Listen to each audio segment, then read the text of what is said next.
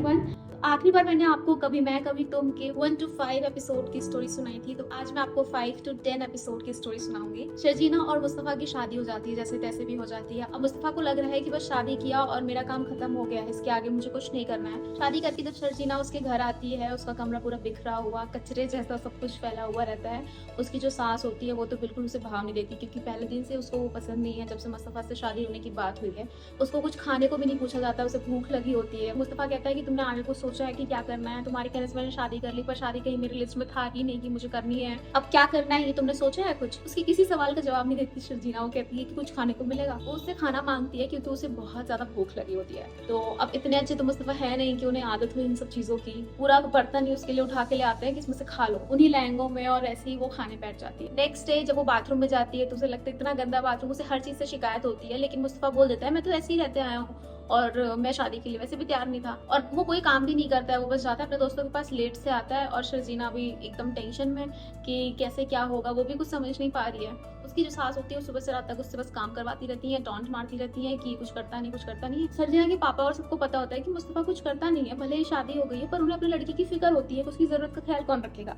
तो वो शर्जीना को कुछ पैसे भेजते हैं। शर्जीना उन्हें कॉल करती है और वापस कर देती है पैसे, ये बोल के कि मुझे जरूरत नहीं है। और फिर जब वो कहते हैं कि नहीं मुझे पता है मुस्तफा कुछ करता नहीं है, वो तो वो उनसे झूठ बोलती है कि नहीं आप गलत समझ रहे हैं, मुस्तफा वैसे नहीं है जैसे लोग समझते हैं। वो भले ही गैर जिम्मेदार हो, लेकिन वो मेरा बहुत ख्याल रखते हैं, मुझे मेरे खर्चे के लिए पैसे भी देते हैं। और ये बात जो शर्जीना कर रही होती है ये मुस्तफा सुन लेता है। मुस्तफा को लगता है बिना कुछ किए इस लड़की ने मेरी इतनी तरफदारी की, इतनी तारीफ की, तो मुझे इसके लिए तो कुछ करना चाहिए, क्योंकि सच में ये मेरी जिम्मेदारी है।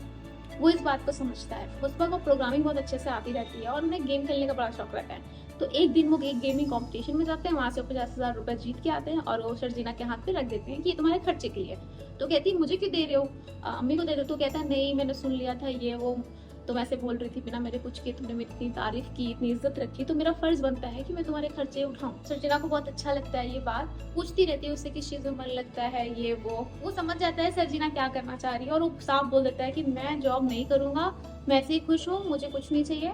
लेकिन धीरे धीरे उसको लग जाता है कि नहीं मेरी वजह से शर्जीना को बहुत ही ज्यादा ताने पड़ते हैं, बहुत ज्यादा काम करना पड़ रहा है उसे अकेले। शर्जीना जॉब करती है पढ़ाई के साथ साथ। एक सिंगापुर की कंपनी होती है जो बहुत पहले मुस्तफा को जॉब ऑफर की रहती है, क्योंकि उसने गेम बनाया होता है। लेकिन तब मुस्तफा को जॉब करनी नहीं थी, इसलिए वो रिजेक्ट कर देता है। तो अब शर्जीना के लिए वो वापस से उनसे कांटेक्ट करता है और जॉब के लिए बात करता है। उसकी जॉब लग जाती है, सैलरी कुछ 70,000 रहती है। अब शर्जीना बहुत खुश है, उसके घर वालों को कुछ फर्क नहीं पड़ता, क्योंकि उनके हिसाब से वो बड़े बेटे अदील की तरह जॉब नहीं कर रहा है ना, तो उन्हें कुछ खास इससे मतलब नहीं है। मुस्तफा शर्जीना के लिए अपने आप को बदलने की बहुत कोशिश करता है। लेकिन दूसरी तरफ जहाँ अदील को ये पता चल गया है कि मुस्तफा और शर्जीना बहुत खुश है शादी करके, उनकी बॉन्डिंग बहुत अच्छी होगी, उसके अंदर आग लग जाती है और उसको बहुत जलन होने लगती है उन दोनों से। दिन रात यही सोचता रहता है कि मुस्तफा जैसे निठल्ले को इतनी अच्छी बीवी कैसे मिल गई, क्योंकि जो अदिल की वाइफ है यानी कि रुबा, वो उससे बहुत ही ज्यादा डोमिनेट करती है, बिल्कुल अपना गुलाम बना के रखती है। अदिल को सक्सेस और पैसे तो मिल गए, लेकिन वो इज्जत नहीं मिली है जो एक पति को मिलती है। अब इस जलन में अंधे होकर अदिल क्या करेगा ये आपको अगली वीडियो में पता चलेगा।